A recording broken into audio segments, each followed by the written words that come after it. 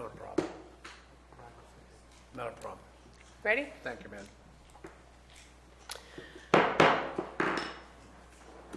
Item Back in 21 is from the Administrative Office, continuation of a local state of emergency for the winter storm damage from extreme weather events that began on January 7th, 2017 through the month of February 2017. Good afternoon. Brian Moss, Administrative Office. This item is just as cited and stated. The atmospheric rivers that hit California and Calaveras County in January and February created a lot of damage, as we well know, from slides to floods to what happened even up at, dare I say, White Pines. This board is acutely aware of that. This declaration is continuing because we have an opportunity, of course, to get California Disaster Assistance Act funding that is covers 75% of our costs for road repairs, slides, and floods. What we did over the last month is we added the month of February pursuant to direction by Cal OES as an additional event from January. So essentially this resolution and continuing resolution allows the board and the county to continue to access CDAA funds. Any questions? Thank you, Mr. Moss. I understand this was pulled by a member of the audience, and I understand that member is no longer here. Okay. Bring it back. Any public comment? Seeing none, I'll bring it back to the board. Any board member have comments or questions? I do have one question. Considering today is 80 degrees outside, does that have an impact on our condition of our roads? Does it help or hurt the situation regarding future potholing and degradation of the roads? Well, I think that's probably a really good question for your Public Works Director, but I would like to address that because obviously these warmer temperatures in the area we're in geographically is very nice, but in the high country we're going to get the melting is going to increase and more rapidly, I should say. So that's the other concern, not just in Calaveras County, but statewide, is the heavy snowpack. And then, of course, if you have a very hastily done melt, if you will. So I would say yes.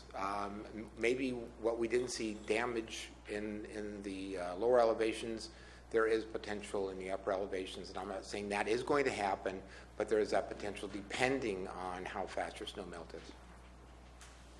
So as we go forward, then you may see a need to revise the final numbers. I think that's entirely possible. Certainly the Public Works Director can address that in further detail, but as we move forward, yes, there is that potential, and that's why we want to leave this local declaration of emergency open. Thanks, Supervisor Mills. Any other comment by the board members? I have a small comment to make. You're absolutely correct, Mr. Moss. In fact, Mr. Krovitz and Mr. Anderson of our road department took a visual tour in the high country up in the Skyline area, and massive amounts of snow up there and a lot of deterioration of roads for various reasons. But this is going to be a continuing problem, especially in District 3 and Supervisor Garamendi's district also. So, any other board comments? Seeing none, I would entertain a motion. So moved, Mr. Chair. Moved by Supervisor Tofinelli. Seeking a second. Second. Second by Supervisor Mills. All in favor indicate by saying aye. Aye. Aye. Opposed? No. No coughs? Thank you. So we passed unanimous 5-0. Thank you. Item 23 is from the Administrative Office to receive a report from staff, Cal OES, FEMA, and local organizations regarding the ongoing Butte fire recovery. Once again, Brian Moss, Administrative Office, and as the board is aware, once a month we schedule this item for department heads or outside agencies such as Calaveras Recovers to actually address the board and let them know specifically what's happening with Butte Fire Recovery. Seeing that I believe we only have one department head in the, well, actually I take that back, we have two. One here for a different reason. So what I would do is give those individuals time to address the board regarding Butte Fire Recovery.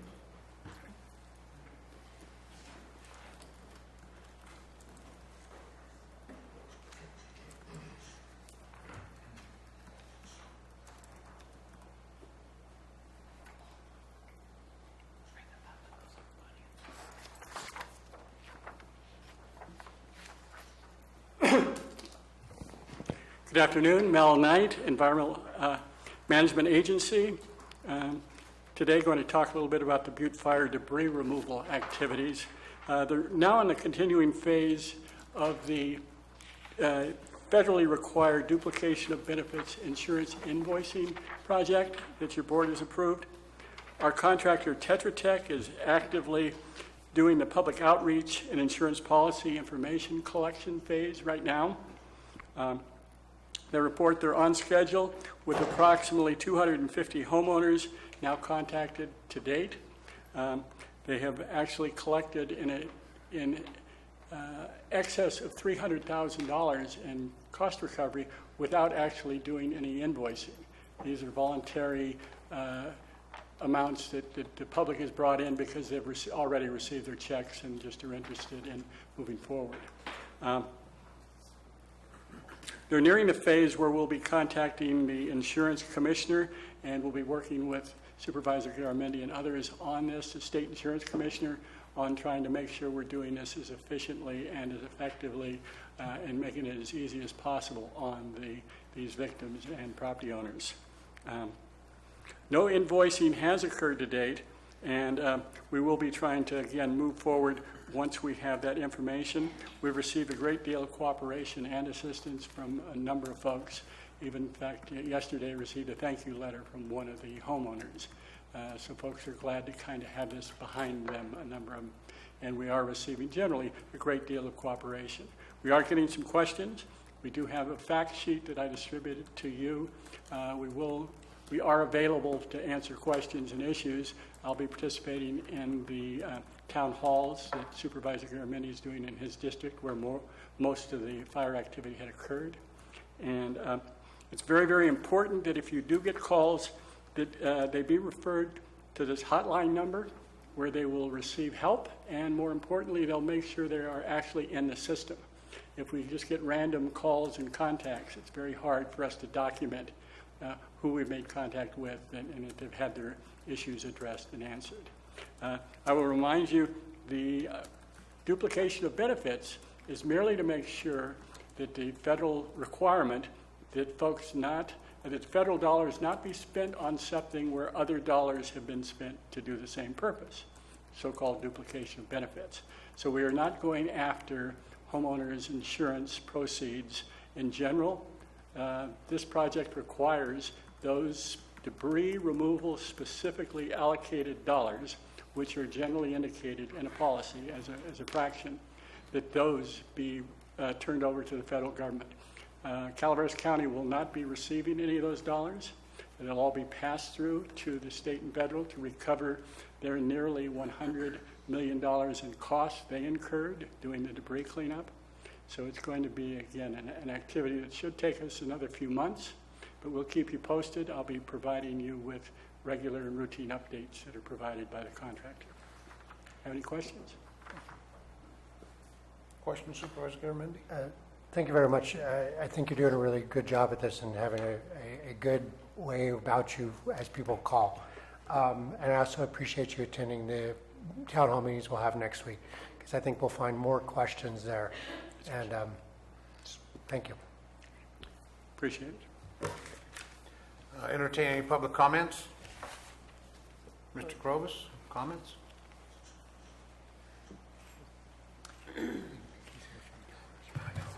Jeff Krovitz, Public Works. Staff report, continuing on Butte Fire recovery update. The debris removal program dealing with burned trees is in full swing. We have 10 felling crews out in the field. One of those crews is a specialty crew for extremely difficult trees or difficult sites. We have 2 crews that are hauling debris. As of last Saturday, we had about 2,650 trees that had been dropped. That represents about 30% of the trees in the Butte Fire area under this program. Concerning the Federal Highway / Caltrans Emergency Recovery Road Repair Program, the emergency opening DAFs, that was for the work that occurred within the first 60 to 90 days following the fire, have been submitted, revised, and accepted now by Caltrans. So those are in, and we are submitting today the permanent repair DAFs, again with new formatting as requested by Caltrans. Concerning the erosion and sediment control stabilization grants, the FMAG and the HMGP grants, Public Works facilitated field review with FEMA and their contractor for environmental documentation in February.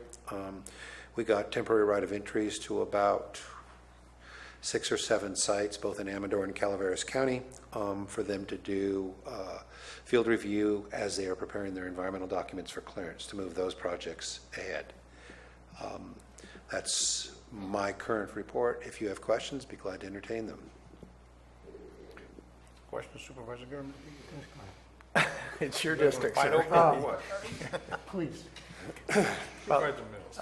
My question would be, how are we doing against the hard timelines that have been established on that? As well as we can. I think we're a little behind the 8 ball, but I think we're also catching up. The timelines for the Butte Fire are different than the timelines that we've been given for the 2017 storm damage. 2017 storm damage are shorter, but thank goodness we have more experienced staff. We will see as the fall arrives how we're doing, but my understanding is that once our DAFs are in place, we can continue to move. Once the DAFs are accepted by Caltrans, we can continue to move, and we've met that next hard deadline. The first hard deadline we had, of course, was for the emergency openings. That was due no later than 1 year from the federal declaration, which I believe was September 22nd of 2017. They have now been accepted, so we've met that deadline. Okay, if you feel that there's any risk at all involved in meeting those deadlines, hopefully we can have that discussion Absolutely. and help you in any way we can. Appreciate it. Thank you, Jeff. And again, as I said last time, thank your road crews who have been working around the clock, and slowly but surely we're getting through some inventory. I'm just cleaning up from the mess. Jeff, I wanted to, I know Calaveras Recovers is coming up next, and I know your crews have been doing a lot of work up at the Hoover Road site, trying to get those roads open and safe enough to get those trucks in so the volunteers can build the houses for the survivors. I haven't been up there in the last several days. Is it coming together, or any reports? Well, it's certainly drying out. I've sent road foreman for that district up there this week and asked for a report back in. I talked to Calaveras Recovers, representatives of Calaveras Recovers, let them know that at a minimum they should have whatever commercial driver is going out there in their trucks to do a pre-drive to make sure that they can safely get out there. There are a couple of areas that concern me on Hoover Road due to the storm damage from 2017. I don't know if we can get it done or not. Apparently there is a time deadline with the Mennonites who are rebuilding these 2 homes out by Victory Mine and at that end of Hoover. Right.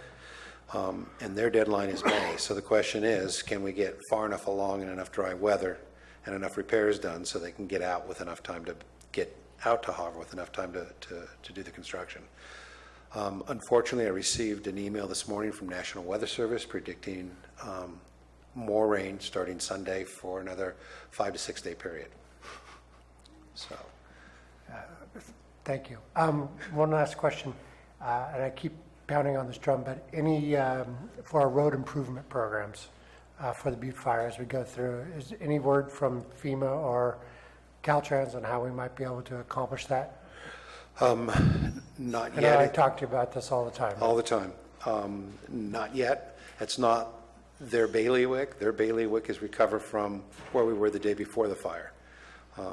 Added benefits and betterments. We have to approach them with the project. Okay? Thank you. And I'm hoping that if you're getting any complaints from your district concerning traffic control for the tree program, you'll let me know. We're meeting regularly. I'm not getting a lot of complaints, which is good. But we've been doing a lot of outreach and trying to do some preventative programs, and I think that our public information officer may speak to that. And I appreciate how your team has adjusted some of the stuff we have discussed. The adjustments were made and it worked out fine.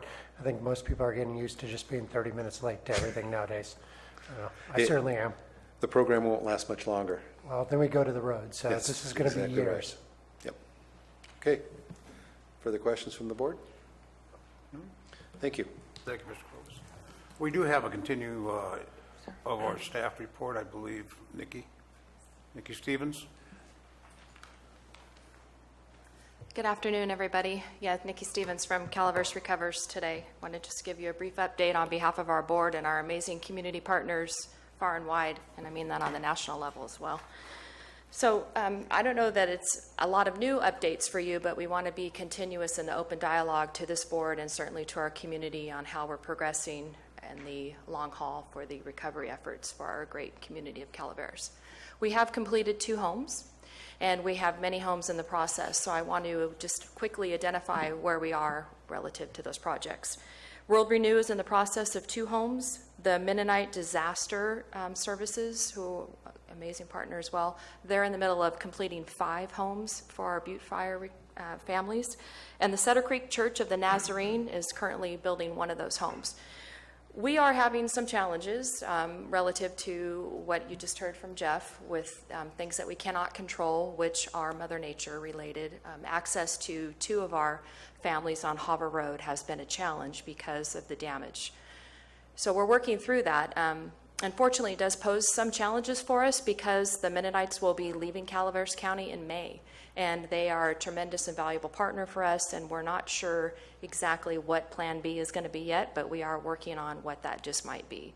So we appreciate the road department. They do an amazing job, and we're here to collaborate in any way that we can, but it is a challenge for us right now because basically we have to cease that project, or those 2 homes, because we cannot gain access with the cement trucks and the other multiple equipment that needs to access those properties.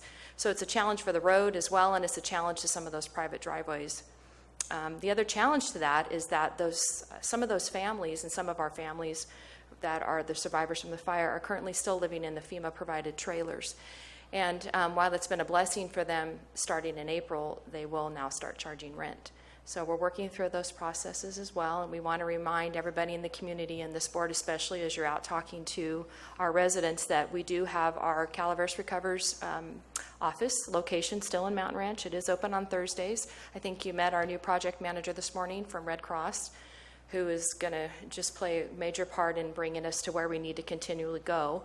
The majority of our board, in fact, our entire board, we all do work full-time. We're very committed, but we need someone with boots on the ground to dedicate what needs to happen, and we know that we will continue to move forward with our partners here today. The other thing that I wanted to tell you that is a little bit of good news, when you talk about cost savings for us, you know, we are a nonprofit, and everything that we have expended has been in partnership with our families that we're working with and the many generous donations far and wide. We projected, because you know the labor is free, that most of these homes for us to complete would be right around $72,000 to $75,000. The first 2 homes that we completed, we came under budget. So we came in under budget at $67,000 and $64,000. Multiple reasons play because of that, but one of them that really needs to be noted is because of the generous donations. We had about $10,000 donated to each one of those homes in the way of materials from multiple businesses here locally in Calaveras County, such as the trusses and some of the flooring and some of the appliances as well. The other beautiful piece that we're really proud of is our continued partnership for the House in the Box, and we're working with multiple partners in Amador County, and Sharon has been very instrumental, the PIO, as you all know, Terrence, in working with Barron's Furniture in Amador, another one of our community partners, to help transport this much-needed new, beautiful furniture for these families. Not all of the families in the house in the box are the families that we're building homes for. Everybody has different needs. So just reminding everybody that Calaveras Recovers, is here to help meet the unmet needs of those families as well. And we still need your prayers. We still would love to have them, and we still would love to have your good well wishes and support on every level, because as we all know, we have a lot of work to continue the progress towards our recovery. So I thank you for your time, and I know I'm running past the time. Oh, that time isn't working. Okay, so I could talk all day. I'm just kidding. If you have any questions for me, I would love to answer them now, or you can always contact me or any of our team members. As you know, Alan Sender is our chair, and Lori Giannini is our co-chair, and we have an amazing board and lots of wonderful volunteers. Okay, thank you all for your time. I appreciate it. I Yes. want to apologize for the mix-up on the agenda. We had some pressing issues. Thank you for coming back. Hey, with your it's all report. good. Thank you for, you know what? It's all about communication, flexibility, and just moving forward. So I appreciate that. Not needed, but thank you. On behalf of our board, again, we thank you all very much for your open dialogue, the opportunity for us to talk, and again, we're going to get there. So thank you. Thank you.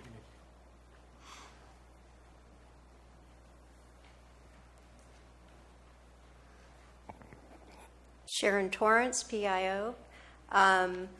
I have some copies of what's going on with our Facebook page that you requested last week. Okay. Supervisor Oliveira.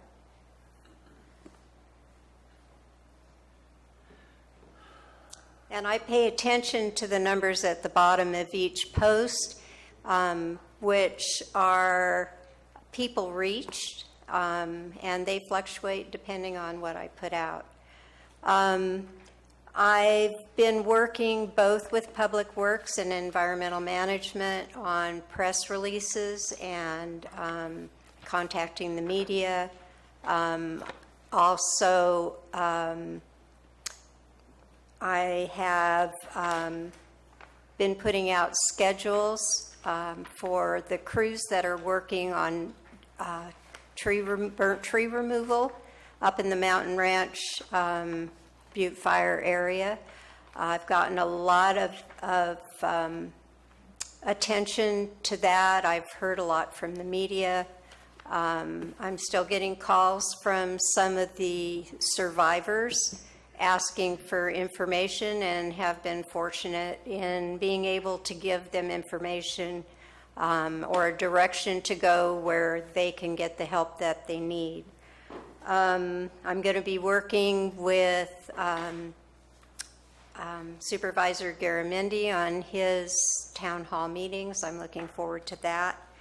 And tomorrow, 2 of the families that have been awarded House in a Box from Salvation Army, I'll be meeting the media there to get some press, both for Calaveras Recovers and for Barron's Furniture, with their donation of time and their equipment to get those House in a Box delivered to those families.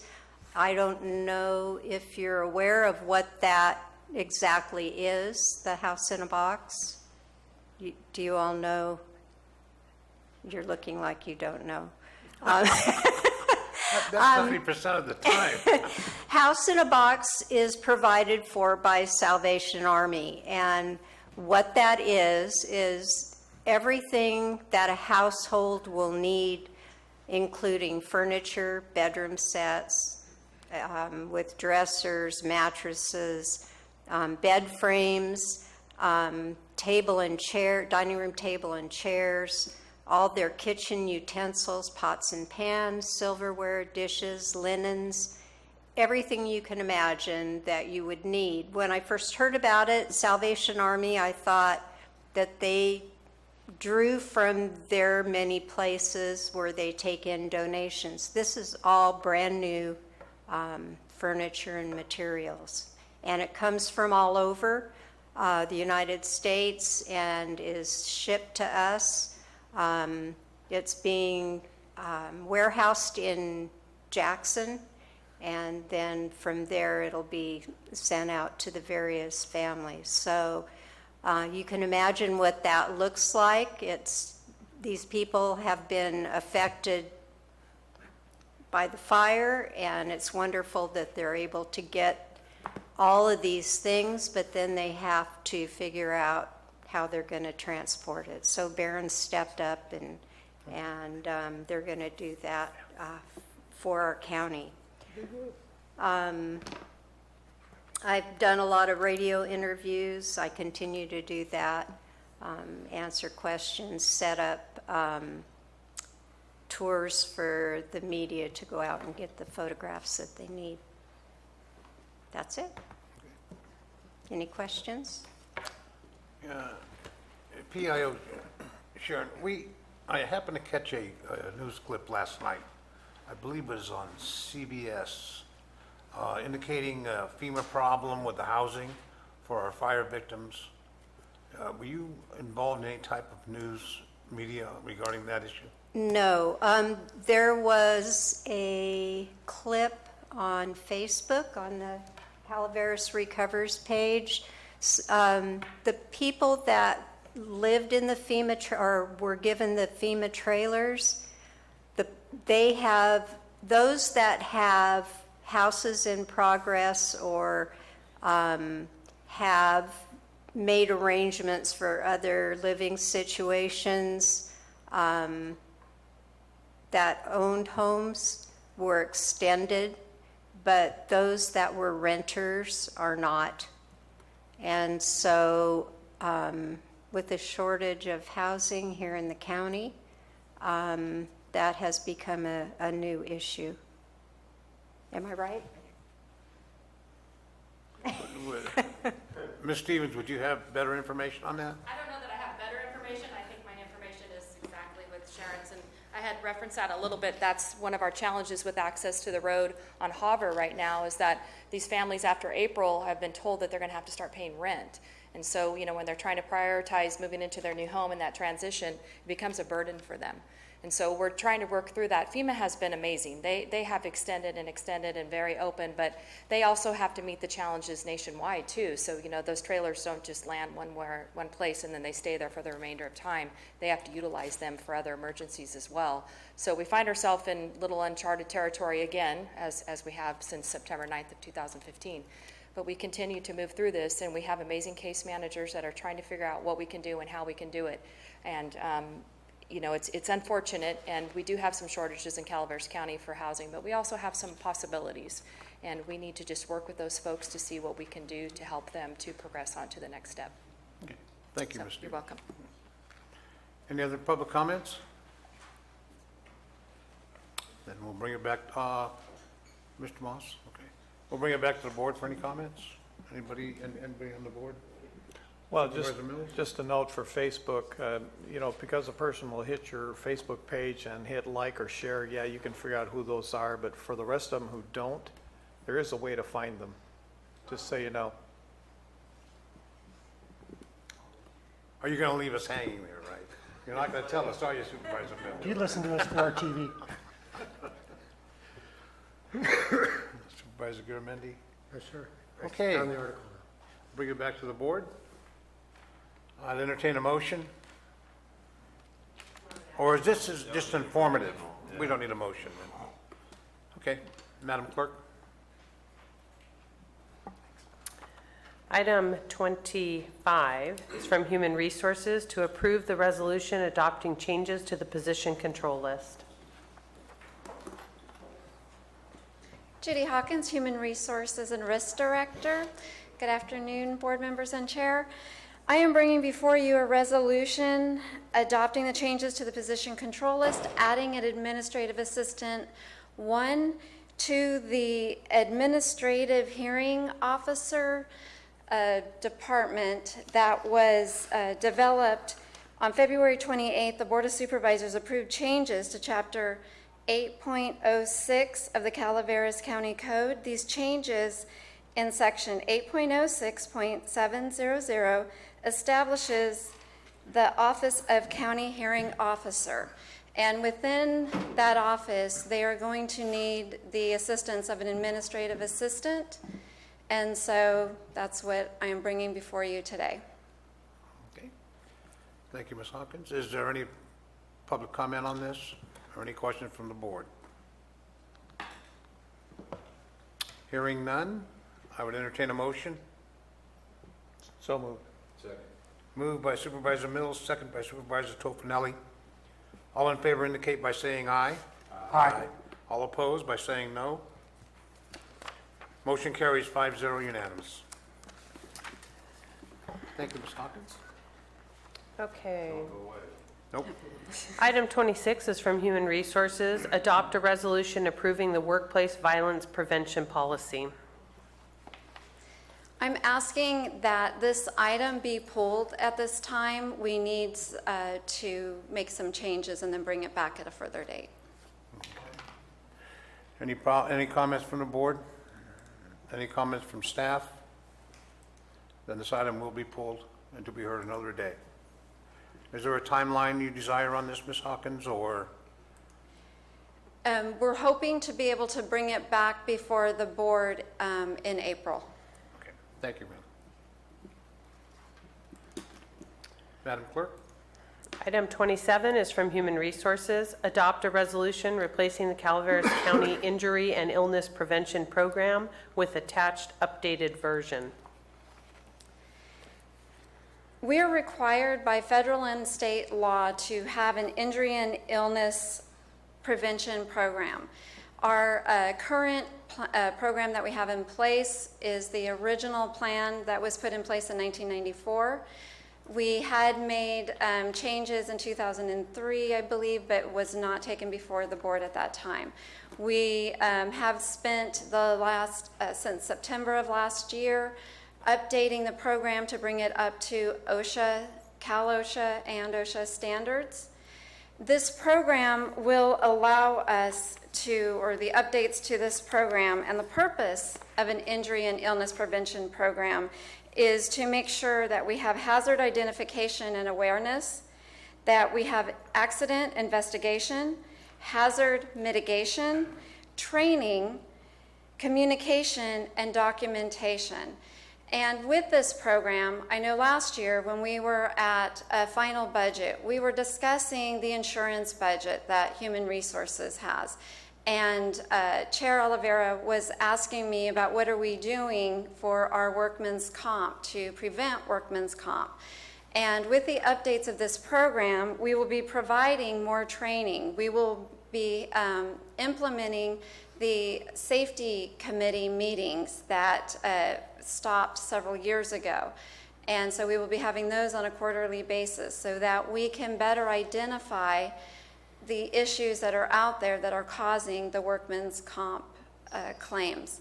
One of the parts of the program is also to identify near misses. If we identify the near misses, then we can prevent the injuries from, future injuries from occurring. Thank you, Ms. Hawkins. Is there any public comment on this? Seeing none, is any board comment? At some point, are you going to be able to identify this cost savings or costs associated with risk management on this? Yes, we of course will track once we start training. Our training plans right now are we will train the supervisors, and then we are going to train our employees through Target Solutions. And then we will put a training plan going forward, and then next year at this time we will identify and see how our claims compare after we put this program in place and started the additional trainings and the safety committees, and compared to what we've had in the past. And it may take, of course, a couple of years. We'll be constantly identifying, but I'm sure that we will see quite a cost savings that will go along with it. Thank you. As you build your database, then you'll be able to see exactly what this is. And those near misses, it's good to see that in there because you could quantify those into some kind of dollars at some point that could have been a cost to the county, whether we like it or not. Exactly. And one of the things with safety, with frequency comes severity. So when you start seeing something occurring over and over, sooner or later, it is going to be a large issue, either in injury or in cost. Yeah, just one more point from history. I found that in workman's comp claims in the private sector, if there's 2 workman's comp claims, the chances of that employee surviving 6 months without permanent disability is pretty high. I mean, it goes up big time. So identifying these potentials early on is the key to retaining employees as well as keeping that work environment safe. Exactly. And with this program, it gives the employees also a better avenue for identifying the risks that are out there. Yeah. Thank you. Anybody else on the board? Any supervisor? I have a couple of quick questions, Ms. Hawkins. Ms. Hawkins, do we know what the county average workman's compensation modification index number is? I did not bring that with me. No, I don't. I apologize. Okay. Just for our folks, the workman's mod, if you will, that's a short term for it, is an indicator of your injury dollars and disability dollars spent versus your workman's comp premiums. And that's a pretty good indicator of how you're doing safety-wise. The second part question, an IIPP, which is the Injury and Illness Prevention Plan, isn't that supposed to be by state law renewed every 5 or 10 years? It is supposed to be updated on a regular basis, and this was something that when I first started with the county, it did get delayed a little. I was looking into it. We have been going back and forth with county council on making the updates, getting all of the forms updated. I have also been working with, we have a safety person in Public Works, and then I've also been talking with Lisa in Environmental Health to make sure, because they have individual department programs, and we do currently have a program in Public Works. They do have an IIPP program there. Thank you for taking that task on. I know that that was done prior to you coming on board here with Calaveras County. I'm glad to see we have this program going in the right direction. Right, and I can't take all the credit. My staff, this is definitely something that I have not done alone. This is my staff has done most of the work on this. Thank you. There's no need for action on board on this informational? No, it has a resolution. We have a resolution, okay. Is there any further comment from the board? Thank you, Judy. You're Thank welcome. you, Judy. If not, I would entertain a motion. So moved. Moved by Supervisor Mills, second by Supervisor Tofinelli. All in favor indicate by saying aye. Aye. We have public comments on this? We could have public comments. He did. Public comments on this issue Yeah. before we vote? Yes, ma'am. Lisa Medina, Environmental Health. And I just wanted to say I was real excited when I first found out that I would be working with Judy. Coming from San Joaquin County, I helped implement and develop the injury, illness, and prevention plans. So it was real exciting for me to come on board and see that it was being developed here. And I'm real excited about developing our own department emergency plan to assist our people that we work with, our staff, and making sure that they're promoting safety out there and they're promoting public health as well. Great, we'll be looking forward to Thank you. some results. Thank you. Is there any other public comment? Then I will bring it back to the board. No, any board further comment? This time I'd entertain a motion. You have a motion and Oh, we have a second. motion. And we have a second too, huh? I would call for a vote, and all those in favor indicate by saying aye. Aye. All opposed by no. No noes, motion carries 5-0 unanimous. Thank you. Thank you, Ms. Hawkins. Item 28 is from the clerk recorder. Authorize the board chair to sign letters to take an oppose unless amended position to SB2 Atkins. I keep wanting to adjust this, but Diane says I'm not allowed to, so I'm not going to play with the microphone. Rebecca Turner, County Clerk Recorder. I personally have written a letter opposing SB2 for many reasons. As a recorder, I'm opposed to the bill personally. What is being proposed is that every document that's recorded in the recorder's office, besides those that have a transfer tax are going to increase from what is now $10 to record a document to $75. So that's a 750% increase to record a document. So if somebody wants to refinance, it's guaranteed that they're going to record at least 4 documents. So that refinance is going to be at least $225 as opposed to what may have been $50 before for them to record a document in our county. I'm opposed to the bill on many levels. For one, I don't call it a fee. I refer to it as a tax because I think they're taxing and giving the money elsewhere, and there's no guarantee that the money is ever going to come back to our county to help with our housing issues. The bill does reference several other cities that have housing issues that will be addressed, but Calaveras County is nowhere listed in the bill to guarantee money will come back here. So I'm asking you to also sign the letter, Chairman, stating that you also oppose SB 2, and I'm open for questions if you have additional questions on that. Thank you, Ms. Turner. Any comments, public comments on this issue? Yeah, I'll bring it back to the board. Any board comments on this issue?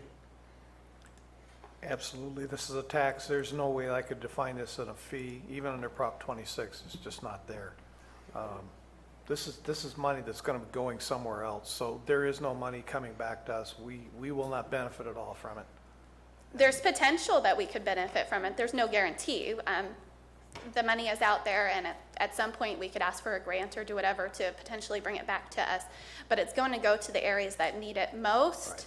However, I don't know that Calaveras County would ever see that money. So we would be giving the money, and it's unlikely we'd ever see any back. And we estimated it could be almost as much as $1 million annually the county would put into affordable housing, and we would never see anything. Rebecca, wasn't this attempted before? This is at least the third go-around. This is the second time that it's gone through the assembly while I've been in office. It's likely it's going to pass this time. That is the feel the clerk recorders statewide have, is that it will pass. So that's the reason I'm bringing it to you. I really want it to be out there that our county does oppose the bill because I don't see that we're ever going to get any significant return on our money going out. So. Supervisor Tofinelli, you had comments? No, I think Dennis covered what I was going to say. Supervisor Sorry.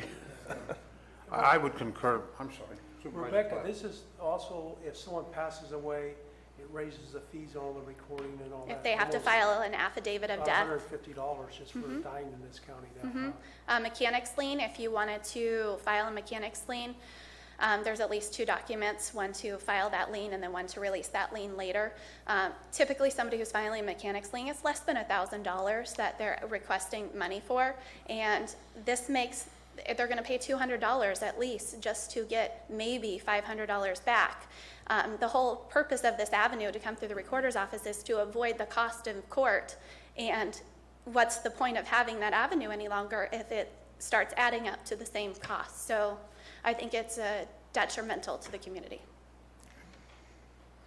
Further comments by the board? I would concur with my colleagues. I'm strictly opposed to this and would sign this letter of opposition. No further comments from the board, no further comments from the public. I'd entertain a motion to sign the letter. We have a. We do. Oh, I'm sorry. I just want Mr. to support Maurer, Rebecca's I position on missed this. one. You know, housing is an important issue. Right now in Sacramento, the legislature is really looking at all kinds of vehicles to try to promote affordable housing. This is just absolutely the wrong vehicle to use. You know, it's a critical need, but this is not the way to go about doing it, and I support Rebecca's position 100% on this. Okay. Thank you, Mr. Maurer. Okay, I believe we have a motion on the floor, seconded. No, No, we don't. we don't have any. Then I would entertain a motion. I will move this item. Moved by Supervisor Tofinelli, I'll second it. seconded by Supervisor Clapp. All in favor indicate by saying aye. Aye. All opposed by saying no. Motion carries 5-0, unanimous. Item 29 is from the clerk recorder, authorizing an additional $1 recording fee for implementation and ongoing operation of electronic recording and directing the auditor controller to establish an interest-bearing designated account to support and maintain the Electronic Recording Delivery Act. Rebecca Turner, County Clerk Recorder. I'm here today to request that we add additional dollar onto our general recording fees, not $75, just Yeah, one. you don't want 75? I don't. So this will get us caught up to speed. Most counties implemented the Recording Act. It went into effect 2004, so most counties have already implemented it.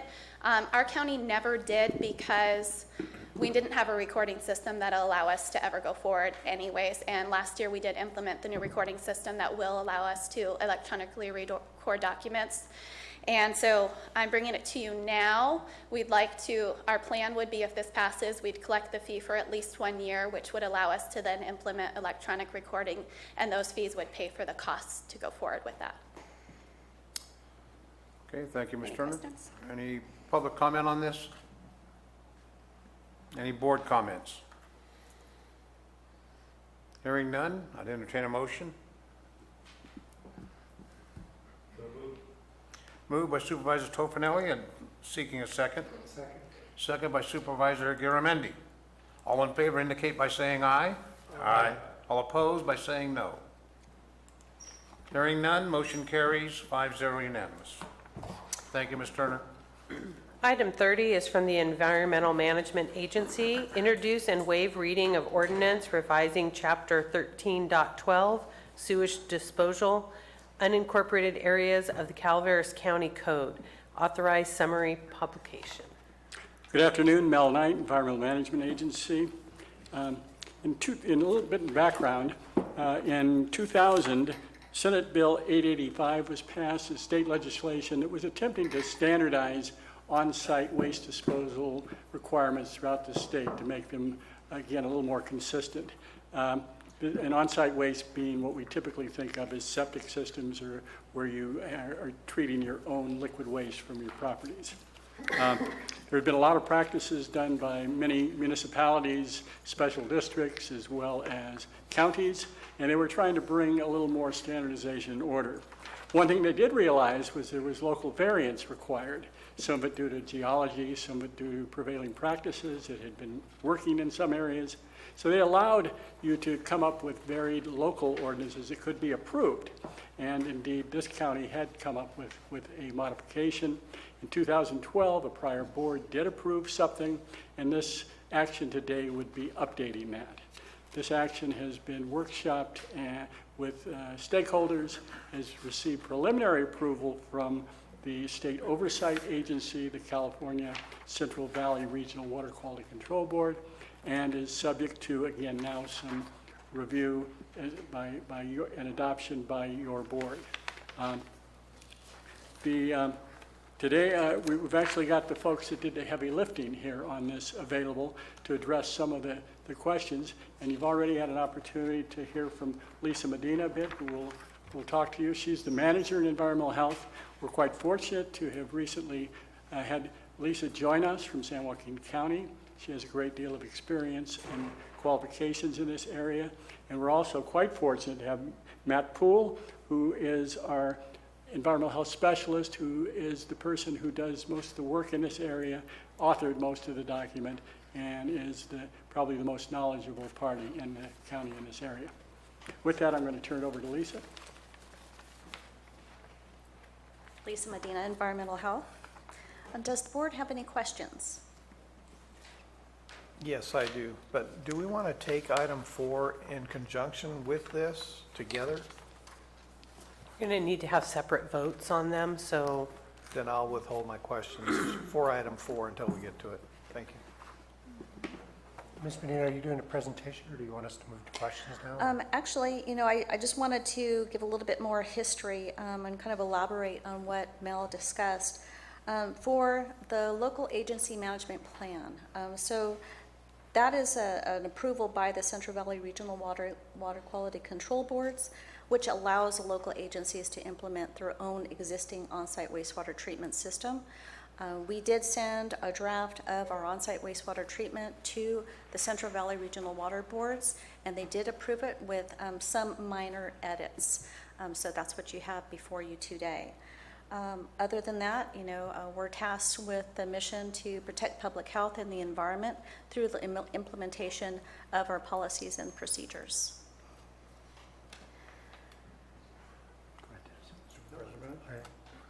Supervisor Garamendi.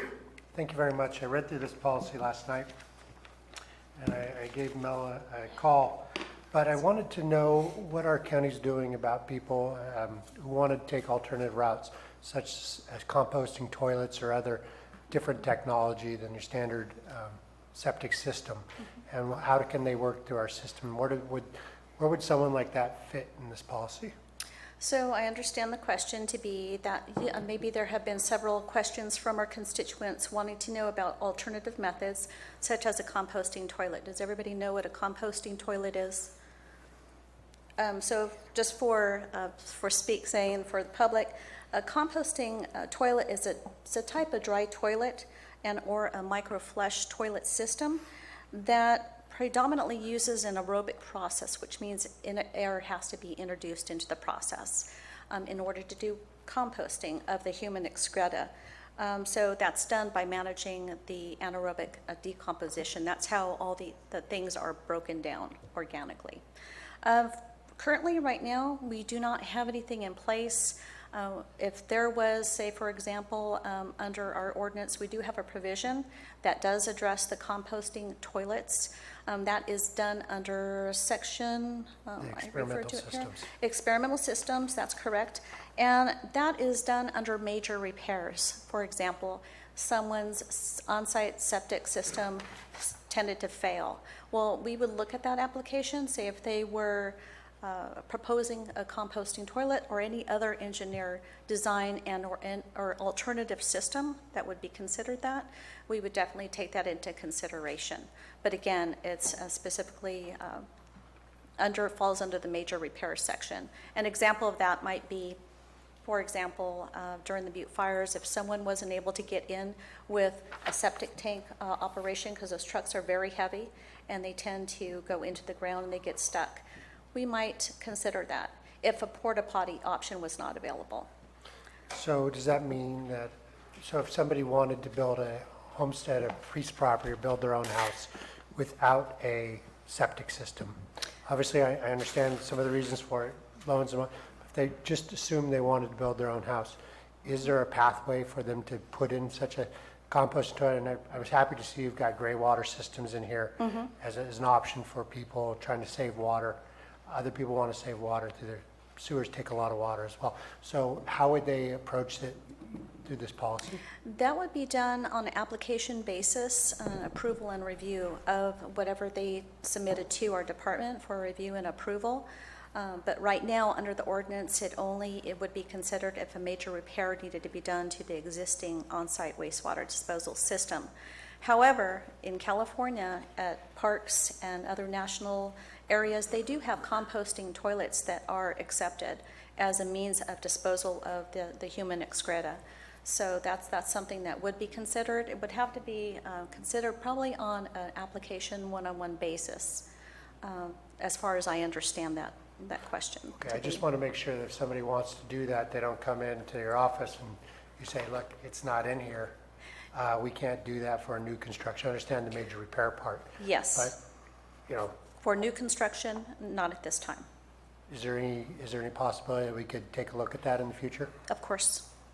And that'd be great. Yes, Because I we will think that- take a look at that. I will be discussing that with my staff, and maybe we can propose some options to our regional water quality control boards. Maybe they can give us some examples of different composting toilet operations that have occurred throughout the United States and or California specifically, and or other jurisdictions as well.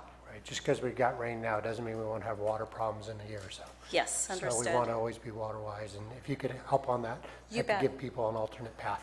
Of course. Yes, we will consider that, and I'll look into that investigation, and I will be reporting to you with my research. Thank you very much. You're welcome. Does the board have any other questions? I have a question. I was on the board back in 2012 when Brian brought this item to us.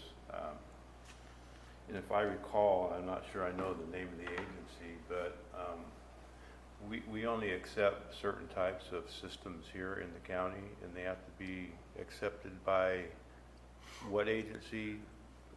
So because of the LAMP, which is being brought to you today, so that's a local agency management plan. Within that plan, there are certain on-site wastewater treatment, whether they be engineer design, which means they have to go through a series of approval. They have to have profile. They have to have the soil profiled in order to make sure that the liquid waste can be absorbed into the ground. There's also other tiered type of on-site wastewater treatments that are allowed here. Mostly in Calaveras County, they are engineered design, which are very expensive. So I can understand the question for an alternative method, which would be the composting toilet, which most likely would probably most likely be engineered design as well. Yes. So there are some allowances for that. That's why we are asking that the LAMP be approved due to for the community's sake. And also when you get to the state level, it becomes very complicated. That's why we feel that our current standards have been operating efficiently and that we have a good control and management of our on-site wastewater treatment. And I'm reading the back here, and I'm assuming the red is added language? Yes, that's to added this. language. That is correct. And it's under reporting? Yes, it's And under I'm trying- reporting, also permanent records. So for the annual reporting, the state is going to be requesting annually, is that correct, Matt? A reporting for us to report the complaint process. How many complaints did we receive, for example, regarding maybe a specific on-site wastewater treatment plant, an on-site wastewater treatment facility on a residential site, because they want to make sure that those specific systems are not failing continuously. So they have a good pulse on how those systems are operating. So I guess that would lead into my question, is this, if my tank failed and I called sewer service to come out to do it, they would report to the county? Well, typically that's self-reporting, and just by design, the owners of those systems aren't going to report themselves. Typically in a complaint process, it's usually the neighbors and or someone else if they see, hear, or smell, or they notice something that just isn't right, with their neighbors.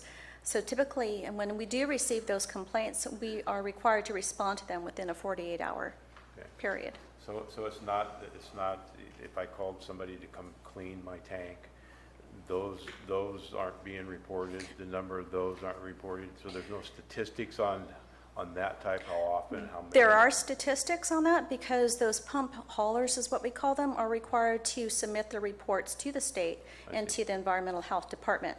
So they are required to submit those reports to us for review. And typically, it's recommended that you pump your tank depending on the schedule and how many people you have, how many children, that type of thing, once every 3 to 5 years. Okay, thank you. You're welcome. That does lead to another question for public agencies that have Yes, sir. step systems and their requirements to pump those tanks every 5 years under their agreements. Are they reporting those to the state as well? And I'm sorry, that is for residential? For instance, Calaveras County Water District, where they have septic tanks on site Yes. and they are required to pump them every 5 years. Is that noticing to the state also required for them? So notification by those types of operations, CCWD, Murphy's, any of the big wastewater treatment plants throughout Calaveras County do not fall under our jurisdiction. They fall under the Central Valley Regional Water Quality Control Board, and they have waste discharge requirements that they have to effectively meet. Yeah, you're talking about NPDES. And MPDES, yes. Okay. Yes. I didn't mean Yes. to have a loaded question there, but No, I just that's wanted okay. clarity for the I public. like loaded questions. Thank you. Did that answer your question, Supervisor Mills? Thank you. Any further questions by any member of the board? Any member of staff? I just wanted to clarify, since item number 4 and this were kind of put together, I wanted to make sure that the board was clear on the agenda packet attached to IQM2. The on-site wastewater rules and regulations, which are number 4, were attached to this item. the actual modifications or the introduction of the ordinance is what was just presented. There are copies here for the public if they wish to have it. The redlined paragraphs are what are being added to our code. So what is in front of you that is red is what is being introduced today in item 30, and it will be brought back as long as the board does in fact introduce and waive the reading at a future date for adoption of this ordinance. The resolution regarding the on-site wastewater rules and regulations is a separate resolution. That's number 4, and that's a separate item. Does that make sense? So having that brought to our attention, we will be discussing and voting on item 30 first, then 4. Okay. Mr. Moss, obviously you want to say something. Thank you. Brian Moss, Administrative Office. As you know, this used to be part of my bailiwick as well. And there was a question that was brought up by Supervisor Garamendi about composting toilets. And the reason I came up is because that is something that's been brought up in the past. And I did a statewide research and canvassed all the directors of environmental health and asked them, are they allowed in your jurisdiction? And if so, how are they working? And what the response was, I think we had 2 or 3 in the state that were still considering them. The problem with the composting toilets are, first of all, I will say, number 1, they do work. Number 2, the issue is they're very, very high maintenance, and if you don't maintain them correctly, they fail. So a lot of jurisdictions have kind of set those by the wayside.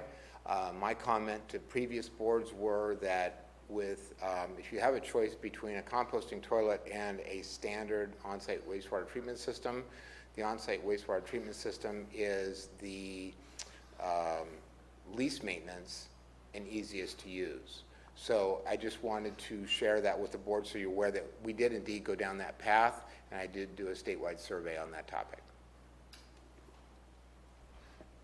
Thank you. But I think we ought to look into it. I think that Understood. people are changing, and of course, it's cleaner and much easier, Right. but we should give people the options. At $30,000 for an engineered system, that's a big chunk of your house. And that's why I quoted standard system Right. versus intermittent sand filter And or most of textile our, system. as Ms. Medina pointed out, most of our projects here are engineered.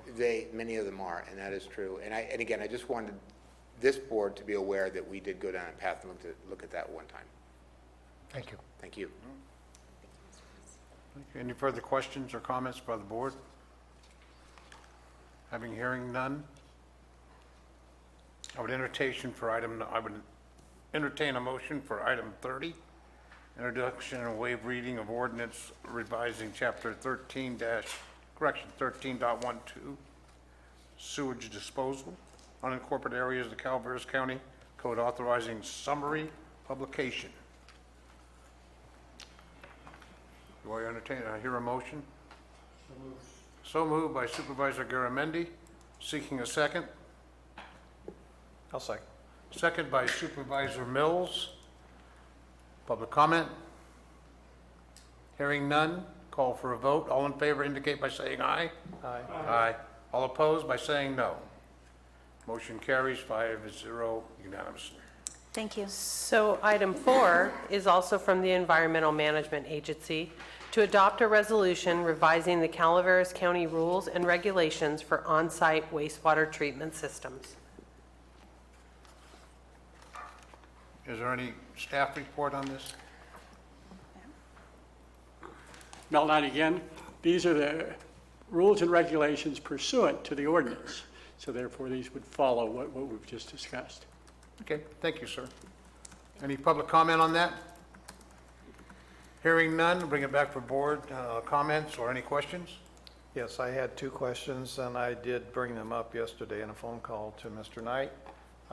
And the first one has to do with the word significant. Were you able to come up with a definition that we could use as a functional? Yes, so when we sent our draft to the board, we used their language. That was one of our concerns that we had. And what they consider significant, and I will read this is part of their matrix that we based our implementation of the description. We interpret significant amounts to mean amounts greater than incidental dumpings such that volume, frequency, overall strength, or chemical additives preclude definition as domestic wastewater. And then it refers to see definitions in the OWTS policy.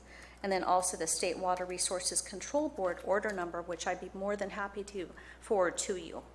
It's only to be sure that we have a supportive threshold in our discussion should people want to challenge or question what that threshold might be.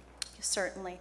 And as far as thresholds, anything over 10,000, of course, is referred to the regional water quality control boards. Typically, the RVs, I believe that's probably what you're leading to. They are 30 to 40 gallons. Some of them have the 100-gallon totes. Because the RV effluent, human excreta, is very high, plus it has chemicals in it, we recommend that, of course, they never be flushed into a residential site and that they do be taken to a commercial site for processing. We're actually dealing with black water versus gray water in Yes. terms of how we're dealing with it. Yes. The other one had to do with a question on my packet, page 72. It had to do with on-site waste treatment failure and identifying, how do we identify what would be considered a failure? So what would be considered a failure is any standard system where the leach field is not taking any more of the effluent as part of the processing, where it's actually surfacing. By surfacing, I mean that it's either bubbling. The leach lines can no longer do what we call evapotranspiration. They can't break down the nitrates and all the other things that need to be broken down organically. That would be a failing system. Typically, that might be come up as the tank backs up into your house, or it backs up into your water pipes, into the restroom, into your shower, that type of thing. Sometimes the life of a septic system is only 12 to 15 years. It all depends on what type of system it is. So the question would be, who reports that failure? Typically, owners will not report that failure. What we recommend is if someone were to call our office, we would recommend that they hire a pump contractor to find out and determine if that's truly what is occurring. Is the septic system failing? Do they just need to pump their tank? Are there too many solids in their tank? That type of thing. So that would be our first effort, is to educate them, because by educating, we lead to prevention. Okay. And again, just by experience, owners do not report on their own failing septic system until it truly fails and they've used all the resources that are available to them. Pump contractors, sewage disposal contractors, C42 licensed contractors, to determine whether or not their system is failing. It's very expensive, even for a failure, even for a minor repair. I understand. Thank you for your response, Ms. Medina. You're welcome. Are there any other questions from the board? Okay. Thank you, ma'am. Thank you very much. Any further comments, questions from the board? If good not, to be I would here. entertain a motion. So moved. Moved by Supervisor Mills. Second by Supervisor Tofinelli. Any public comment? All in favor indicate by saying aye. Aye. All opposed by saying no. Motion carries 5-0 unanimous. Thank you. Thank you. Item 31 is from the Planning Department to adopt a resolution to amend the safety element of the general plan, incorporating by reference the 2015 Local Hazard Mitigation Plan. Good afternoon, Peter Maurer, Planning Department. Safety element is one of the 7 mandated elements of state law for our general plan. It is intended to address community risks such as earthquakes, flooding, fire, those kinds of things. Parallel document that is also used to assist the county and community in hazard mitigation is the Local Hazard Mitigation Plan. It was most recently revised and adopted in 2015 with a minor revision earlier last year. This request is that we incorporate the LHMP into the county general plan by reference. Just a simple statement saying we're incorporating this by reference. The reason for this is primarily financial. money that we could otherwise receive from hazard disaster recovery programs from the state and federal government, in many cases require that we have it adopted into our general plan. So we're asking that you approve the resolution to adopt this amendment. It was reviewed by the Planning Commission about 2 months ago, and they unanimously supported that. Brian Moss is here. He'll give you a little more details on the costs and how it directly affects our county in light of the more recent disasters that we've had. Turn it over to Brian for a moment. Brian Moss, Administrative Office. One of the, actually, we made a request in the Administrative Office of Peter to place the LHMP and the safety element into the general plan as soon as possible.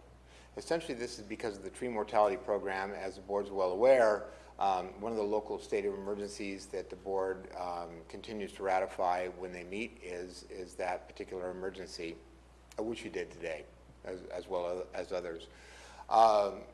There is a possibility of us reducing our CDAA, which is California Disaster Assistance Act funds, costs, from 25% to 10%. If we can prove to Cal OES that this LHMP has been placed into the safety element of the general plan. So that's essentially one of the reasons we're pushing it. It's a savings of 15%, which is very significant to this county as we move forward in this process. I know that Tuolumne County has really been pushing hard with Cal OES and the legislature as well to try and get some of these breaks. So this is the first step that we're aware of, and we want to make sure we get this taken care of so that we can prove to Cal OES that we indeed are in the game. Okay.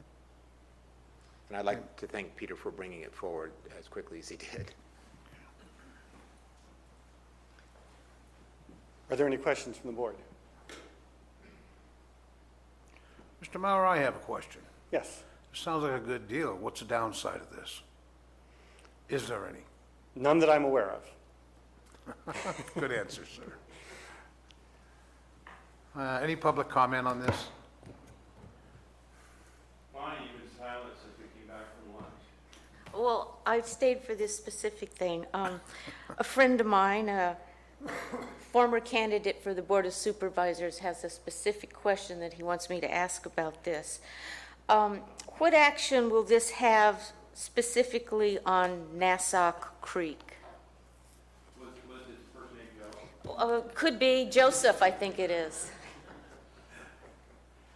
There would be no specific requirements on or action associated with Nassau Creek by incorporating this into the general plan. Okay. We would look at flooding issues just as we always have under our flood prevention ordinance, as well as the provisions in the general plan and the LHMP. All it does is just sort of put the two already adopted documents together.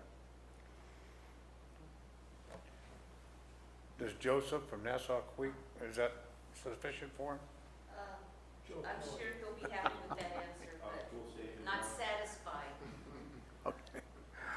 I'll bring it back to the board for comments, questions, any?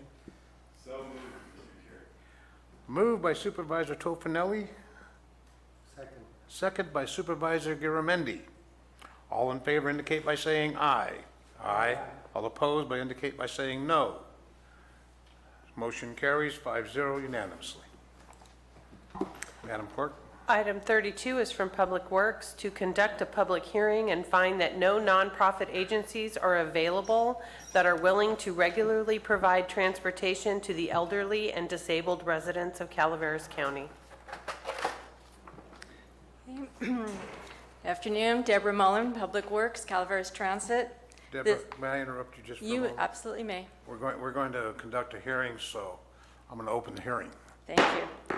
Yes, so this is a public hearing that's required by the Federal Transit Administration grant that we're applying for a bus replacement. It's the Section 5310 Enhanced Mobility of Seniors and Individuals with Disabilities. So the context is that in a large jurisdiction where there's multiple agencies, it's natural to have such a hearing to allow for any nonprofit agencies that can provide the transportation to come forward.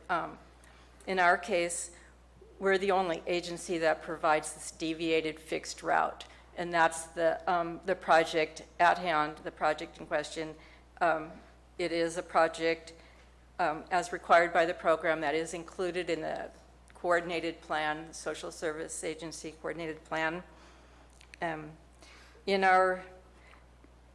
In the process, we have notified all the nonprofit agencies and also quite a few public agencies that do provide transportation to their clients or to the public. In the case of Common Ground Senior Services, they operate the Silver Streak, which is transportation for seniors and veterans, and Kathy Topol is here to speak to that. We also have a letter of support from Karen Gregorius from the ARC of Amador and Calaveras supporting our application because we provide a service to the individuals with disabilities, the developmental disabilities of the ARC. So if the board finds that there are no nonprofit agencies that are available to provide the service that we're speaking of, then you make that finding, pass that resolution, and we go on to the next resolution is to authorize Public Works to apply for the grant. So that's my statement. I'll be happy to answer any questions. Okay. No question from the board? The question would be, is there any matching requirement here? Meant to mention that there's not a match. It's the state, Caltrans will do the vehicle procurement. They have a specific vehicle that they'll get for us. They'll do all the procurement, saving us that particular headache of doing a federal procurement. There's no match. There's the FTA 5310 pays for 80%. Toll credits pays the 20%. But then above that $70,000 cap, we pay for any bells and whistles that we want. We will want some bells and whistles. We'll want automatic snow chains. There's Telma brake retarders, something special for the brakes that we'd like for our mountain travel. So there will be some costs that will be go to this vehicle, and I believe that we can pay for it with PTMI SCA capital funds. And the bus that we're replacing was also purchased under this program 6 years ago. It's still running. Is there restrictions on the length of time we have to keep the bus or any other restrictions? It has to keep it through its useful life, which is 250,000 miles or 7 years, I think, for this kind of a bus. And though there's reporting requirements, every 6 months we'll have to do a report saying, we have this bus, this is the miles, this is... What happens, not that it's going to happen, but if there's some type of damage to the vehicle beyond using it, are we then, say after the second year, and there's supposed to be 5 years remaining, are we on the hook to replace the bus? Well, we carry insurance on it. Actually, our operator carries the insurance. Okay, I'm just trying to find out restrictions on what happens or what have you, so, okay. Yeah, the state stays as the lien holder until a certain amount of time, and then they release it. So I think to your point, you were questioning prorating or depreciation or anything like that? And if our insurance says it's only worth $30,000 now. Right. And we're looking $40,000, to get back to the new bus that the state's going to require, or what have you, prorated and so forth. I can look into that answer. I don't know. All right. Deborah, just to be clear, this is operated by county employees through the transit program. Who drives the bus? Our contract operator, we hire paratransit services to operate the bus. They hire the drivers, the dispatchers, and they carry the insurance on it. Okay. So The county also has It's an bound by insurance policy by their operation then? Okay. Any more questions from the board? I would entertain public comment. Yes, I had one question, and it's partially been answered. If this is considered a paratransit mode, a specialized bus. And is this a bus that will go where the people need it to go, or are they required to meet them at a bus stop? I mean, because it is a handicapped situation, and I'm just concerned that if it's on a route, it may not do what we want it to do, which is pick up the people in the places that they are and take them to the places that they need to be. Like the hospital or to the doctors, not on a route. Our system is a deviated fixed route, so in many cases, the bus will not go to where the person needs to be, or where they need to be picked up, or where they're going. It's our regular system that has limitations on the kind of roads. We need a good road to turn around, but it can go 3/4 of a mile off the route, and we do coordinate with Common Grounds to do that first mile, last mile, and hopefully create a full trip that meets the needs of the people. And it will be ADA accessible with the wheelchair lift, and they'll have 2 wheelchair positions. Good afternoon, Ms. Topol. Good afternoon. Kathy Topol, Common Ground Senior Services. For 5 years, Common Ground has been partnering with Calaveras Transit to coordinate alternatives for those that are unable to use traditional transportation options, such as either the deviated route or get to a bus stop. While Calaveras Transit provides fixed and deviated routes, and while every effort is made by the transit agency, it is impossible for them to meet all the needs of those who are transit dependent due to our rural nature. Common Ground's transportation program complements Calaveras Transit's regular and deviated routes by providing door-through-door service to those unable to use their transit system. These transports includes non-emergency medical appointments, dental appointments, physical therapy, dialysis, pharmacies, grocery stores, anywhere that the other day we got a call that was so sweet, kind of makes me choke up a little bit.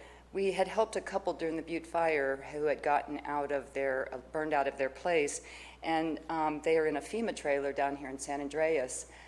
They get up at 6:30 they get a bus at 6:30 in the morning that takes them to Mountain Ranch, and they sit there till 9 o'clock until the resource center opens up over there.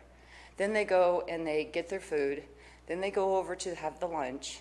Then they sit there for 2 more hours while they wait for the next bus to leave Mountain Ranch. So we took care of them. We now go get them twice a week or twice a month, transport them there, get their stuff, take them home. So it's those kinds of situations that we help with Calaveras Transit. These services are provided to anyone over the age of 60, any veteran of any age, and anyone with a disability. And I just want to let you know that Common Ground supports this 5310 proposal that Calaveras Transit is submitting. Thank you. Thank you, Ms. Topol. Yes. Thank you. Oh.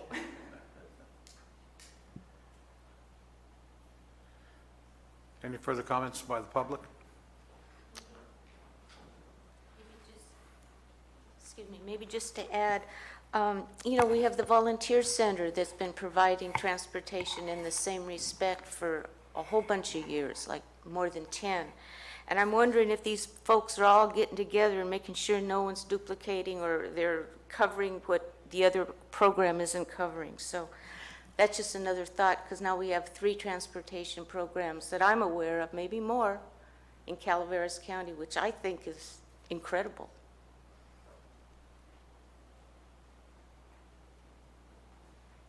Any further comments by the public? Bring it back to board for comments and questions. Hearing none, I would entertain a motion. Moved by Supervisor Tofinelli. Seconded by Supervisor Mills. All in favor of the motion indicate by saying aye. Aye. All opposed by saying no. Motion carries 5-0, unanimous. Oh. Thank you, I forgot that. Item 33 is from Public Works to approve a resolution authorizing Public Works to apply for federal funding to acquire a replacement bus for Calaveras Transit.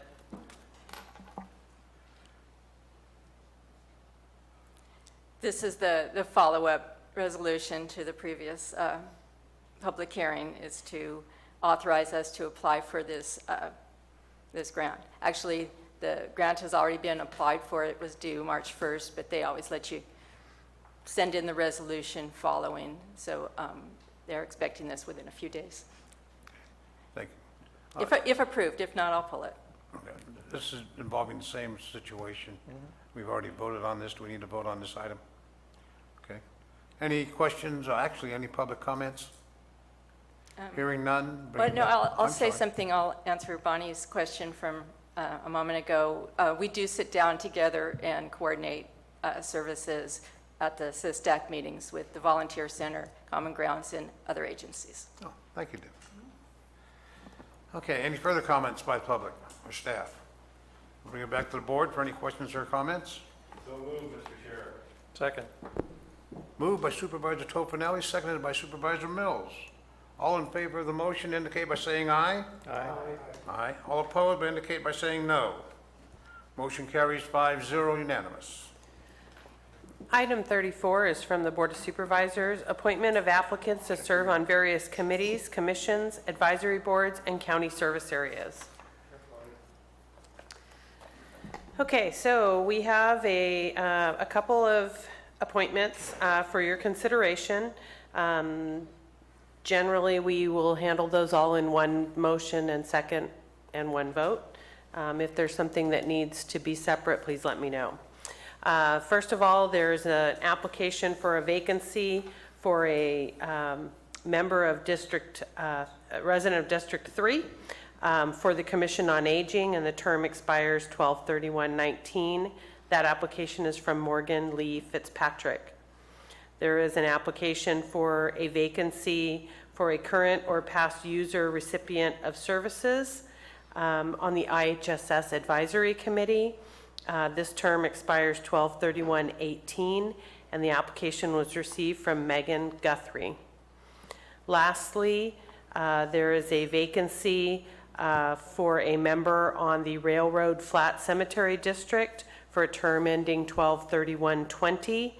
An application was received from Michael Sweet, who is an incumbent. Madam Clerk and Board, there is a tag onto this particular item, if we will. I've just been informed that there is a conflict in one of the committees that I sit on, that Supervisor Mills is the alternate, the Solid Waste Task Force. The conflict is it meets the same time and date that LAPCO does. So we can vote on that separately if we have to, or just make an assignment. That will have to be an agendized item. We had to do that last month. So it'll Okay. have to come back at the next meeting. All righty, thank you. What you'd have to do is also agendize to pick an alternate. We do. Okay. We do. I'll take care of that. Thank you. The issue at hand is the appointment of the committee members. Any discussion by the board? Any public comment? I'm sorry, Diane, you said Megan Guthrie applied for which position? IHSS for current or past user recipient of services, since she's the provider for her daughter. Her daughter is the she's like recipient in of proxy. services. Yes, her daughter is the recipient of services. Any further public comment? Bring it back to the board for comments or questions. I'm always going through everyone's qualifications. I'm always amazed at the quality of people that apply for this. I notice that every time I go through there, that we're very lucky to get some of the people that sit on our boards. Thank you. Any further comments? Hearing none, I would entertain a motion to appoint these gentlemen and lady to the various committees. Moved by Supervisor Tofinelli. Second, Mr. Chair. Second by Supervisor Garamendi. All in favor indicate by saying aye. Aye. All opposed indicate by saying no. Hearing no nos, motion carries 5-0, unanimous.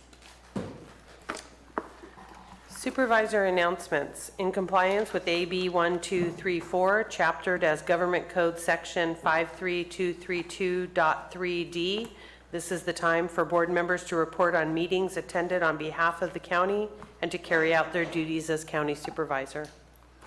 Madam Clerk, before we do that, I do have to make an announcement and a reporting out on a meeting.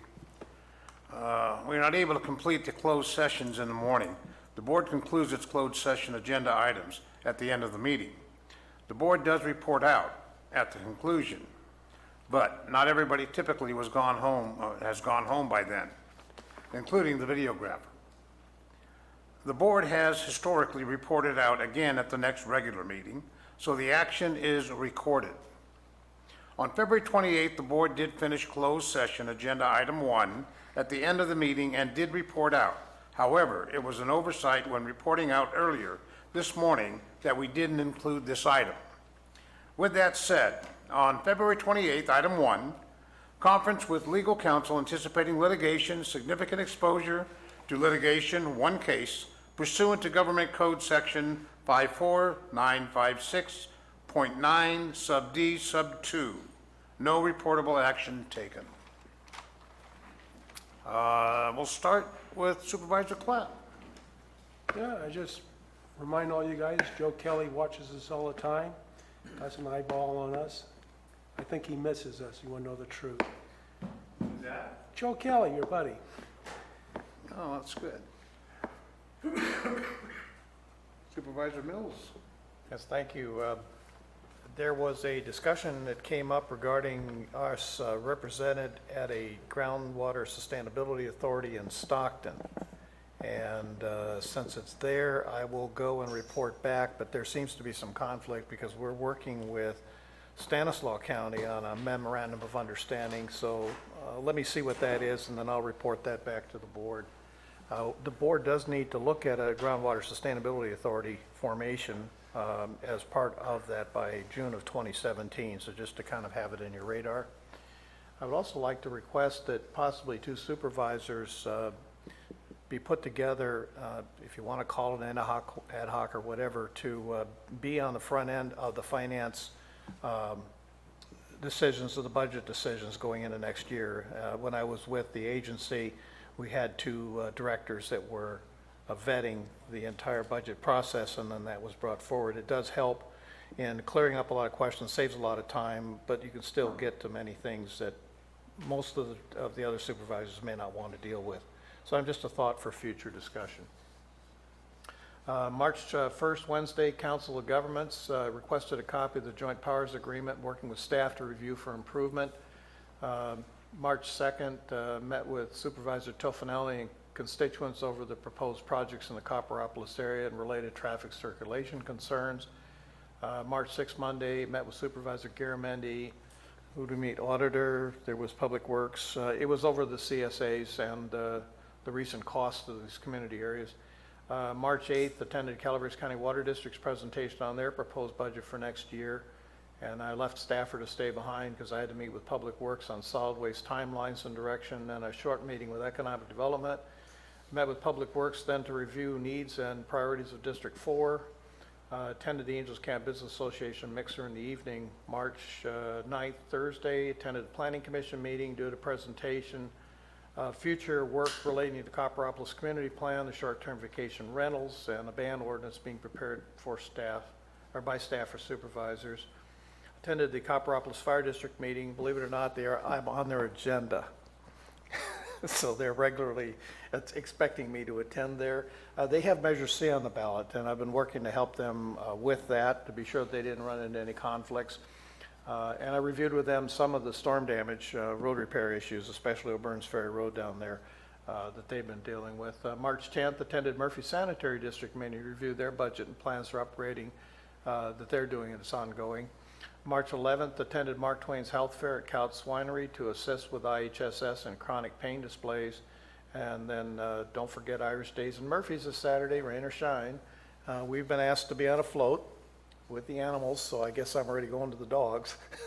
So just a reminder of them. Thank you. I've got a green one already. Thank you. Okay, so thank you, Supervisor Mills. Supervisor Toffenelli? I don't have anything to report at this time. I do have something to report.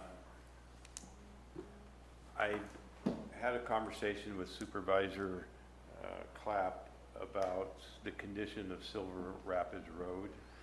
Silver Rapids Road is rapidly deteriorating due to the amount of trucks. The quarry is down there, and the levee that are being repaired that are failing in San Joaquin County, those trucks are transversing that road and really destroying it.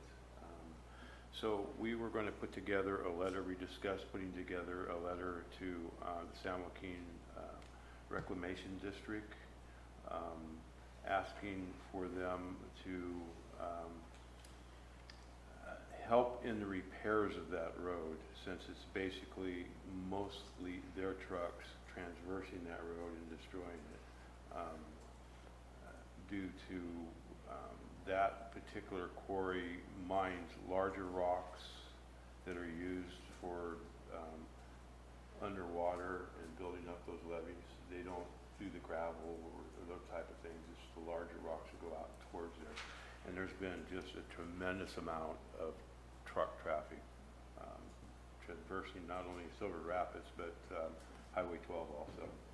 So we're very lucky on Highway 12 that it's been recently repaired and widened and straightened, so it's holding up pretty well due to the truck traffic. But and it continues to be a lot of trucks because of the levees swelling and the conditions of the levees there. They're trying to stave off flooding. So just to keep the board apprised that we are looking to put together a letter to send to them.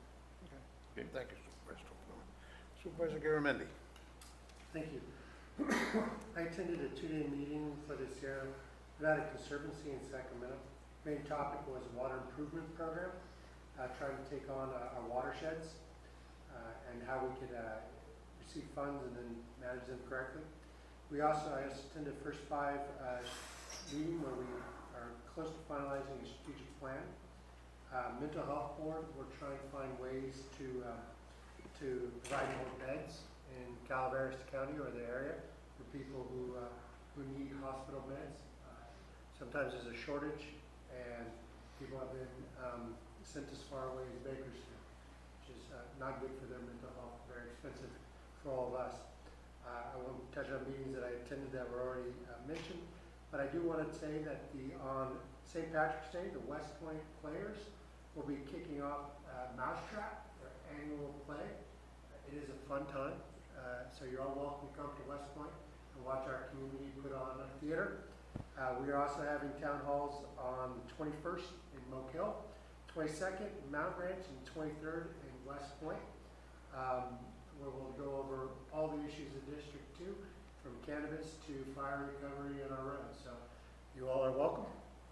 Come along, and so is the public. Everybody's welcome to join. Should be a free-wheeling fun time. Thank you, Supervisor Garamendi. I started my 2-week period here attending the EPOC meeting, which is the Ebbets Pass Property Owners Commission at the Ebbets Pass Fire Department, and I attend that as a regular member of that meeting, and disseminating information regarding the county and District 3. We talked about certain things, especially tree mortality, storm damage, things of that sort. I am scheduled to be taking another tour of District 3 storm damage and road damage with Public Works Director Jeff Crovis and hopefully Road Department Manager Scott Anderson to take a good first-hand look at what's going on in some other areas. We did spend some time up in Sky High, taking a look at the severe damage and the severe snowfall, snowpack up there. And as we discussed previously, that's going to be an ongoing problem, as in every roadway in the county. I met with a group, and I believe it's CalTel. If I get that name wrong, we're going to be in trouble. CalMet, there we go. CalMet, which resulted in a meeting with our administration, our planning department with Peter Maurer and Brian Moss and Jeff Krovitz. There's a new program that they're introducing. They obtained, I believe it was a $2.8 or $2.9 million grant to provide internet to the rural areas of the county that is not being served by internet now. This is a cooperation with a fiber optic to a tower, then a wireless system from that tower. It looked pretty impressive. One good thing about it, at this point, there is no cost to the county, I understand, to put this system in place, and we're investigating that as a county to see if we can be part of that program. Program is already existing in El Dorado County, I believe, and is being pretty well accepted there. We'll have more information on that. I attended the Ironstone Spring Art Festival. I took a look at our local artists there, compliments of John Couts and family. Did a great event. Several artists were there, several people that are from our area. It's in conjunction with the Daffodil Festival coming up here shortly at Ironstone and in the other parts of the county, so we look forward to seeing those folks there. I tend to see a Calaveras Mariposa Community Action Agency meeting. Learned that we are moving in that direction. There's a grant process for about $200,000 that serves our community action folks here in Calaveras County and Mariposa. That board is consisted of basically of civilians, if you will, and our department heads in our social services area. And I think it's pretty effective. They've gone through a revamping with new bylaws and new action plans and business plans. So I'm looking forward to being part of that operation. I did attend, after our board meeting, the District 3 SHOP, SHOPP. And what that was a meeting with the executive director of COG, which is California Council of Governments, and Caltrans. And we discussed upcoming projects in District 3. And these are long-term projects. These are nothing really that's on the drawing board yet, but projects that we are looking to actually introduce and complete. One of those projects being in my district is in Murphy's, the improved intersection of Pennsylvania Gulch and Highway 4. There's a school right there, and the crosswalk area needs to be improved, redesigned a little bit. They're indicating Caltrans is thinking on this. This is think caps on of putting a project together to have a complete left-hand turn lane all the way from Pennsylvania Gulch to Tom Bell Road, right there to the city, of a signal. So that could be quite an extensive project. Once again, this is in the planning stages now. If we can even get that project underway, it's going to be a 2 to 4 year deal. There's other areas that we're talking about in Murphy's. We're talking about no parking zones. I believe we got Public Works working on that due to some pedestrian problems in front of a house on Main. That project is currently being undertaken by Public Works. We're looking at Arnold, doing some things up there, and doing some things in Doug Flat. Once again, these are the projects that we're looking 5 years ahead. Hopefully we'll get those projects started. On the 14th, I attended a agenda review. I was very happy to have Supervisor Garamendi attend that, being vice chair. It's my position that you need to educate folks that have to grab the ball and run with it when the guy falls down, the quarterback falls down, if you will. So that's my position. I extend that invitation, and I hope you would do the same if you're chair, as every other member would of this board. I attended also at 2 o'clock our local tree mortality meeting with Mr. Moss and crew. We had representatives there, probably from every agency involved. And I'm quite surprised at the participation at our local tree mortality. We have representatives there from every agency. It mirrors what I see in Sacramento as far as the governor's task force. There might be a little bit more people there because there's more room, but the bottom line is I think we do just as well as discussing issues and finding our areas of progress, and then finding our downfalls, if you will, too.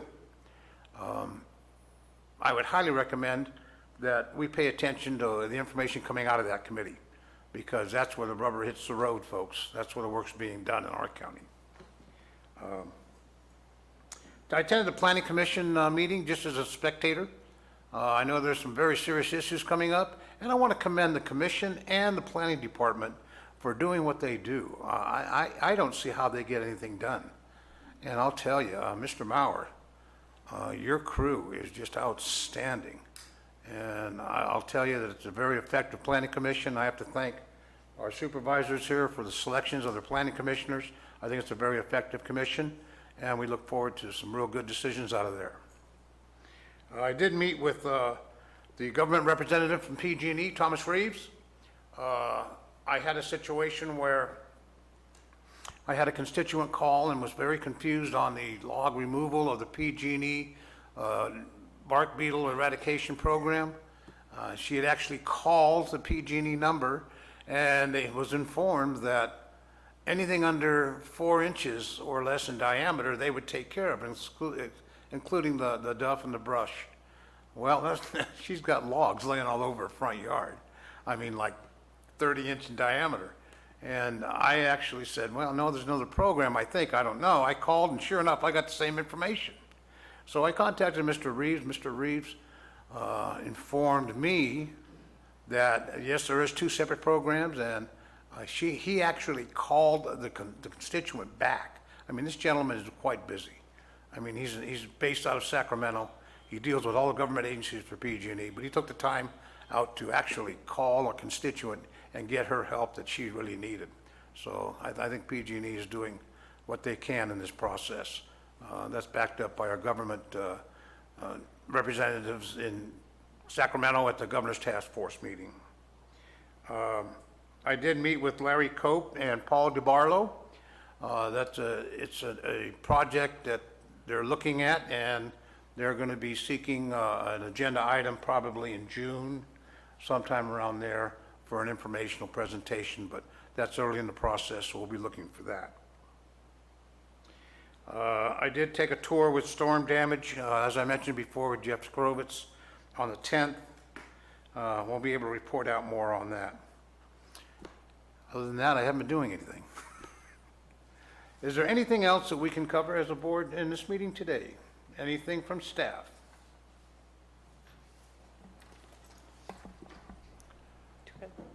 CAO Manuel Lopez. I have nothing, Mr. Chairman. Thank you. County Council? Nothing. Hi, Madam Clerk. I just have a comment. I just wanted to point out that we have new art in the boardroom. Our local artist is Deanna Furtney. She is a longtime Calaveras County resident residing in Copperopolis. Deanna enjoys many forms of artistic expression, including painting, drawing, and gardening. So we wanted to thank Deanna for lending us her artwork to have on display. Bonnie? One announcement, this Friday in Amador County, Daffodil Hill opens over there. Thank you. Friday. But if it rains on the weekend, it'll be closed. Okay. You gotta go Friday. All right, sounds good. Mr. Moss? Excellent. Ladies and gentlemen, thank you very much for coming. Meeting's adjourned.